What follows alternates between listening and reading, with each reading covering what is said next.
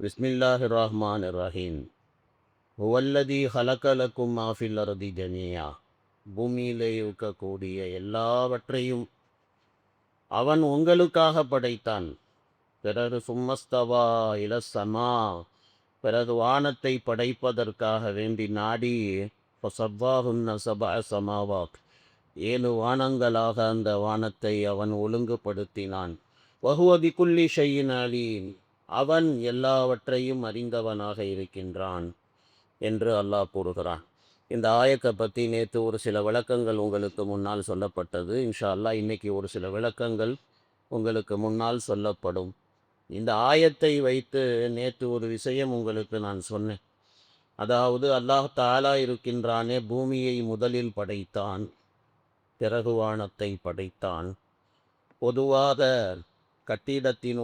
கட்டிடம் கட்டும் பொழுது நியதி என்ன அப்படின்னா, முதல்ல கீழே கட்டணும், முதல்ல பில்லர் போடணும், அதுக்கப்புறமேல கட்டடத்தை கட்டி அதுக்கப்புறமேல தான் ரூஃபு கட்டுவாங்க அப்படின்னு சொல்லி உங்களுக்கு நான் சொன்னேன். அதே மாதிரி தான் அல்லாஹ் தாலா முதலிலே பூமியை அல்லாஹ் உருவாக்கினான், பிறகு வானத்தை அல்லாஹ் படைத்தான் அப்படின்னு உங்களுக்கு நான் சொன்னேன்.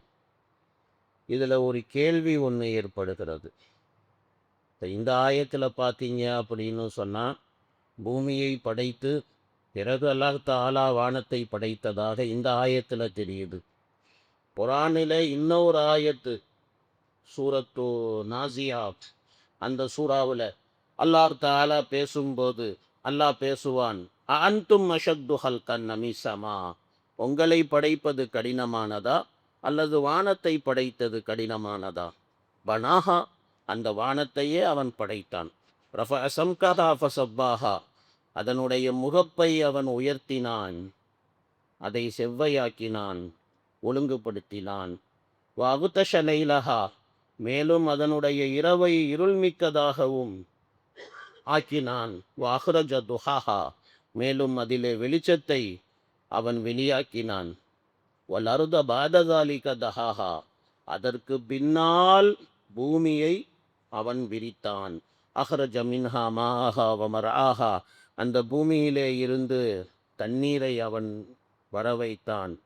அஹ்ரஜ மின்ஹா மாஆஹா வமர்ஆஹா, மேலும் தாவரங்கள், மேய்ச்சல் பொருள்கள் அதையும் அவன் வெளியாக்கினான். ஒல் ஜிபால அருசாகா, மலைகளை நிலைநாட்டினாம். எல்லாம் யாருக்கா? மத்தால்லக்கும் வலியன் ஆமிக்கும், உங்களுக்காகவும் உங்களுடைய கால்நடைகளுக்காகவும் அப்படின்னு சொல்லி இப்படி அல்லாஹ் தாலா அந்த சூறாவிலே பேசுவான். அந்த சூறாவில் அல்லாஹ் பேசும்போது அதில் பார்த்தீங்க அப்படின்னா, முதல்ல வானத்தை படைச்சதாகவும் அப்புறம் பூமியை வல் அருத பாஜதாலிக்க தஹாஹா, அதற்கு பின்னால் பூமியை விரித்ததாகவும் அப்படி சொல்லப்பட்டிருக்கு. அப்போ எது கரெக்டு? ஏன் உலமாக்கல் தேவைங்கிறத நான் நல்லா புரிஞ்சுக்கோங்க. இதுக்குத்தான் உலமாக்கல் தேவை. இதெல்லாம் விளக்கம் சொல்கிறதுக்கு உலமாக்கல் இல்லைன்னா நீங்கள் குட்டி கர்ணம் அடித்தா கூட விளக்கம் கிடைக்காது. உலமாக்கல் தான் குரான் ஹதீஸுக்கு விளக்கம் சொல்லக்கூடியவர்கள். குரான் ஹதீஸுக்கு விளக்கம் சொல்லக்கூடிய தகுதியும் ஆற்றலும் உலமாக்களுக்குத்தான் இருக்கிறது. இப்போ இந்த ஆயத்து இப்படி இருக்கு, அந்த ஆயத்து அப்படி இருக்கு. இப்போ இதில் எது கரெக்டு அப்படின்னு சொன்னால், சில உலமா பெருமக்கள் என்ன சொல்கிறாங்க அப்படின்னு சொன்னால், அல்லாஹு ரப்புல் ஆலமீன் இந்த சூரத்துல் இதில் பக்கராவில் சொல்லக்கூடிய ஆயத்து, ஹுவல்லதி ஹலகலக்கும் மாஃபில் அர்தி ஜமீஆ சும்மஸ்தவா இல ஸமா, இதில் இருக்கக்கூடிய சும்மா இருக்கின்றதே, இந்த சும்மாங்கிற அத்துஃப் இருக்கிறதே, இது அத்துஃபுல் ஃபேலி கிடையாது, அத்துஃபுல் ஹபரி அப்படின்னு சொல்லி அவங்க சில உலமாக்கள் சொல்கிறாங்க. அதாவது அல்லாஹ் தாலா மெசேஜ் தான் அல்லாஹ் கொடுக்குறான். வானத்தையும் படைச்சான், பூமியையும் படைச்சான் அல்லாஹ், அவ்வளோதான். மெசேஜ் தான் உங்களுக்கு சொல்லப்பட்டிருக்கிறது. இதை முதல்ல படைச்சான், அதை முதல்ல படைச்சான், இதை அல்லாஹ் சொல்லலை அப்படின்னு சொல்லி சில உலமா பெருமக்கள் கூறுகிறார்கள். சில உலமா பெருமக்கள். ஸோ அதனால் இவங்க சொல்கிற மாதிரி நம்ம எடுத்துக்கொண்டோம் அப்படின்னு சொன்னால் எந்த பிரச்சனையுமே இல்லை. எதை வேணாலும் அல்லாஹ் முதல்ல படைச்சிருக்கலாம், எதை வேணாலும் அல்லாஹ் ரெண்டாவதாக படைச்சிருக்கலாம். இந்த ஆயத்தில் சொல்லப்பட்டதுலேயும் ஒரு பிரச்சனையும் வராது, நாசியாத்துங்கிற அந்த ஆயத்தில் சொல்லப்பட்ட நாசியாத்து சூறாவில் சொல்லப்பட்ட அந்த வசனத்தை கொண்டும் எந்த பிரச்சனையும் வராது. அல்லாஹ்வுடைய குர்ஆன் இந்த சந்தேகங்களை விட்டும் அது பாதுகாக்கப்பட்டது. மஹ்ஃபூஸரே அல்லாஹ் தாலா பாதுகாத்து இருக்கிறான். ஆனால் ஹஜ்ரத் இப்னு அப்பாஸ் ரலியல்லாஹு தஆலா அன்ஹுமா போன்ற சஹாபாக்கள் அவங்க என்ன சொல்கிறாங்க அப்படின்னு சொன்னால், அல்லாஹ் தாலா இருக்கிறானே முதல்ல பூமியை தாங்க அல்லாஹ் படைச்சான், அப்புறம்தாங்க அல்லாஹ் தாலா வானத்தை அல்லாஹ் தாலா படைச்சான் அப்படின்னு சொல்லி ஹஜ்ரத் இப்னு அப்பாஸ் ரலியல்லாஹு தஆலா அன்ஹுமா, இப்னு மசூத் ரலியல்லாஹு தஆலா அன்ஹுமா போன்ற சஹாபா பெருமக்கள் இந்த மாதிரி அவர்கள் விளக்கம் அளிக்கிறார்கள். அவங்க என்ன சொல்கிறாங்க அப்படின்னு சொன்னால், அவங்களுடைய தத்பீக் என்னன்னு பார்த்தீங்க அப்படின்னா, அல்லாஹ் தாலா இந்த பிரபஞ்சத்தை உருவாக்குவதற்கு முன்னால் அல்லாஹ்வுடைய அர்ஷ் இருக்கிறதே, அது அது பூமியில், அதாவது அல்லாஹ்வுடைய அர்ஷ் தண்ணீரிலே இருந்தது. அல்லாஹ்வுடைய அர்ஷ் தண்ணீரிலே இருந்தது. பிறகு அல்லாஹ் தாலா இருக்கின்றானே, அல்லாஹ் ரபுல் ஆலமீன் பிரபஞ்சத்தை உருவாக்குவதற்காக வேண்டி அல்லாஹ் நினைத்த பொழுது அல்லாஹ் தாலா என்ன செய்தான் அப்படின்னு சொன்னால், முதல்ல புகமூட்டத்தை அல்லாஹ் உருவாக்கினான். புகமூட்டம் உருவானது, வானம் உருவாகல, புகமூட்டம் உருவானது. பிறகு பூமி உருவாக்கப்பட்டது. இன்னும் ஒரு படி மேலே போய் அந்த உலமா பெருமக்கள் அவங்க என்ன சொல்கிறாங்க அப்படின்னு சொன்னால், ஞாயிறு திங்கள் இந்த 2 நாளில் அல்லாஹ் தாலா இருக்கின்றானே, பூமியை அல்லாஹ் படைத்தான். பிறகு செவ்வாய் புதன் இந்த 2 நாட்களிலே அல்லாஹ் தாலா பூமியிலே அல்லாஹ் தாலா என்னவெல்லாம் பூமியிலே உருவாக்க வேண்டுமோ, எதுவெல்லாம் மனிதர்களுக்கு தேவையோ, அல்லாஹ்வுடைய மஹ்லூகாத்துகளுக்கு தேவையோ, ஹத்தல் ஹயாமா, ஹயாம நாள் வரையிலும் அது எல்லாத்தையும் அல்லாஹ் தாலா 2 நாள் செவ்வாய் புதன் அதில் அல்லாஹ் உருவாக்கிட்டான். கியாமத்து நாள் வரையிலும் தேவைப்படக்கூடிய ஹசானாக்கள், பொக்கிஷங்கள் எல்லாம் பூமிக்குள்ளார அல்லாஹ் தாலா பூமியை படைச்சது சாதாரணமான விஷயம் கிடையாது, மிகப்பெரிய விஷயம். எவ்வளவு கனிம பொருள்கள் பூமியிலே அல்லாஹ் தாலா உருவாக்கி வச்சிருக்கிறான். அல்லாஹ் அக்பர். அந்த எல்லா கனிம பொருள்களும் அல்லாஹ் தாலா மனிதனுக்காக வேண்டிதான் அல்லாஹ் தாலா கியாமத் நாள் வரையிலும் வரக்கூடிய மனிதர்களுக்காக அல்லாஹ் தாலா உருவாக்கினான். என்னென்னலாம் தேவையோ அதெல்லாம் 2 நாள் செவ்வாய் புதனில் அல்லாஹ் தாலா உருவாக்கி விட்டான். பூமியை அல்லாஹ் தாலா 7 பூமிகளாக அல்லாஹ் தாலா ஆக்கினான். 7 பூமி அப்படிங்கிறது என்ன அப்படின்னு சொன்னால், பூமி மாதிரி 7 பூமி கிடையாது. பூமியில் அல்லாஹ் தாலா படித்தட்டுக்களை போல அல்லாஹ் தாலா ஆக்கி வைத்திருக்கிறான். அதில் 6 7 7 7 செக்ஷன் அல்லாஹ் தாலா பூமியிலே வைத்திருக்கிறான்.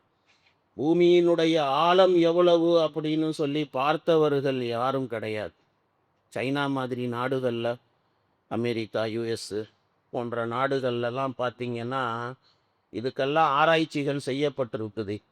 பல வாட்டி ஆராய்ச்சிகள் செய்யப்பட்டிருக்குது. எவ்வளோ தூரம் ஆழம் இருக்குன்னு பார்க்கலாம் அப்படின்னு சொல்லி. அந்த மாதிரி தோண்டப்பட்ட பொழுது ஒரு அளவுக்கு மேலே ப்ரெஷர் அவர்களால் தாங்க முடியல. அதுக்கு மேலே தோண்டவும் முடியாது, அவ்வளோதான். அது அவங்களால முடியல. எல்லாமே ஃபெயிலியர், எல்லாம் ஃபெயிலியர். சைனா ட்ரை பண்ணி பார்த்தான், அவன் ஃபெயிலியர். யூஎஸ்காரன் ட்ரை பண்ணி பார்த்தான், அவன் ஃபெயிலியர். அல்லாஹ்வுடைய குதிரத்துக்கு முன்னால் மனிதனுடைய சக்தி வல்லமைகள் எல்லாம் என்ன, ஒன்றுமே கிடையாது. அல்லாஹ் தாலா அதைத்தான் சொல்கிறான் அந்த நாசியாத்தில். அல்லாஹ் தாலா மனிதனை படைப்பது சிரமமா, வானத்தை படைக்கிறது. அன்தும் நஷத்து ஹல்கன் நமிசமா, தம்மாந்துண்டு பயடா நீ, உன்னைய படைக்கிறது பெரிய விஷயமா அப்படி சொல்லி இப்படி அல்லாஹ் தாலா இவன் நான் பார்த்துட்றேன் எவ்வளோ ஆழம் இருக்குன்னு அப்படின்லாம் என்ன பண்ண முடியும்? ஒரு குறிப்பிட்ட அளவுக்கு மேலே அவனால் செய்ய முடியாது, அவ்வளோதான். மனித சக்திக்கு அவ்வளோதான். அதுக்கு மேலே மனித சக்தியால் ஒன்றுமே முடியவே முடியாது. அப்போ பூமியை அல்லாஹ் தாலா 6 லேயர் 7 லேயர்களாக அல்லாஹ் தாலா பூமியை, அதுதான் 7 பூமி அப்படிங்கிறது. 7 பூமினா தனித்தனியாக 7 பூமி, 7 பூமினா 7 லேயர். அதே மாதிரி அல்லாஹ் தாலா வானத்தை அல்லாஹ் தாலா உருவாக்கினான். 7 வானம் அல்லாஹ் தாலா புதன்கிழமை வரைக்கும் பூமியை உருவாக்கிட்டு வியாழன் வெள்ளி இந்த 2 நாட்களில் அல்லாஹ் ரப்புல் ஆலமீன் வானத்தை உருவாக்கினான். பிறகு வானத்தை 7 வானங்களாக ஆக்கி ஒவ்வொரு வானத்திலேயும் உள்ள மலக்குமார்களை உருவாக்கி பிறகு அந்த வானத்திலே இருக்கக்கூடிய விஷயங்களை எல்லாம் அல்லாஹ் தாலா ஏற்பாடு செஞ்சு பிறகு அல்லாஹ் தாலா இருக்கின்றானே பூமியை அல்லாஹ் தாலா படைச்சான். ஆனால் அந்த பூமியை அல்லாஹ் அதுக்கப்புறம் மேலே பரத்தினான். வல்லருத பஅத தாலிக தஹாஹா தஹாஹா பூமியை அதற்கு பின்னால் பரத்தினான் அப்படின்னு தான் அந்த சூறாவில் நாசியாத்தில் வருது. வல்லருத பஅத தாலிக தஹாஹா அப்படின்னு. அதுக்கப்புறம் பூமி அது ஆடிக்கொண்டு இருந்தது. பூமி ஒரு நிலையாக இல்லை. அல்லாஹ் தாலா பூமியில் அல்லாஹ் தாலா கிராவிட்டியை எல்லாம் உருவாக்குனா கூட கிராவிட்டி இருந்தும் பூமியில் ஒரு நிதானம் இல்லை. அப்போ அந்த நிதானத்தை உருவாக்குறதுக்காக அல்லாஹ் தாலா மலைகளை எல்லாம் உருவாக்கினான். வல் ஜிபால அருசாகா மலைகளை நாம் நிலைப்படுத்தினோம் அப்படின்னு அல்லாஹ் சொல்கிறான். பூமி அதுக்கப்புறம் மேலே தான் பூமியுடைய கிராவிட்டி, பூமியுடைய பேலன்ஸு எல்லாம் மலைகள் தான். மலைகள் பூமியினுடைய பேலன்ஸ் அல்லாஹ் தாலா அப்படி உருவாக்கினான். அதனால தான் மலைகளை நோண்டாதீங்க யான்னு சொல்கிறது. இவங்க ஒரு அளவுக்கு மேலே நோண்டிட்டு நில அதிர்வுகள் ஏற்படுது, இயற்கை சீற்றங்கள் ஏற்படுது, ஆச்சா பூச்சான்னு அதுக்கப்புறம் குவாரிகளை மூடுங்கய்யா அப்படின்னு குவாரிங்களை இங்கே எத்தனை குவாரியை மூடி வச்சிருக்கிறான். இதெல்லாம் அப்படிதான். அல்லாஹ் தாலா படைச்சிருக்கிறது ஒவ்வொன்றும் ஒவ்வொரு பர்பஸுக்காக அல்லாஹ் தாலா படைச்சிருக்கான். அது அதுக்காக பயன்படுத்தப்படணும். अल्लाह ताला அதையும் சொல்லிட்டான். மத்தா அல்லக்கும் வலியன் ஆமிக்கும் ये सब काहे के लिए आपके लिए और आपके जानवरों के लिए உங்களுக்காக உங்களுடைய கால்நடைகளுக்காக அல்லாஹ் தாலா உருவாக்கினான். அல்லாஹ் தாலா அதே மாதிரி சூரத்துல் அம்பியாவில் அல்லாஹ் தாலா இந்த மலைகளை பற்றி அல்லாஹ் பேசும்போது வஜஅல்னா ஃபில் அர்தி ரவாசிய அன் தமீத பிஹிம் அவர்களை கொண்டு அசையாமல் இருப்பதற்காக மலைகளை பூமியிலே நாம் ஆக்கினோம். அல்லாஹ் தாலா பூமியுடைய பேலன்ஸுக்காகத்தான் அல்லாஹ் மலைகளை உருவாக்கினான். இங்கு குரானில் பல இடங்களிலே அல்லாஹ் தாலா சொல்லியிருக்கிறான். பூமியுடைய பேலன்ஸே பார்த்தீங்கன்னா மலைகள் தான். அதுக்குத்தான் அல்லாஹ் மலைகளை உருவாக்கினான்.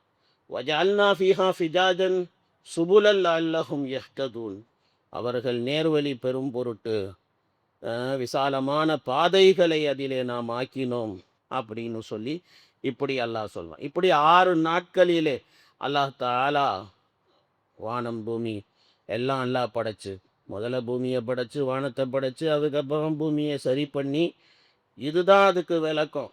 அதுக்கப்புறம் மேலே அல்லாஹு ரப்புல் ஆலமீன் தன்னுடைய அரிசியிலே அவன் நிலையானான்.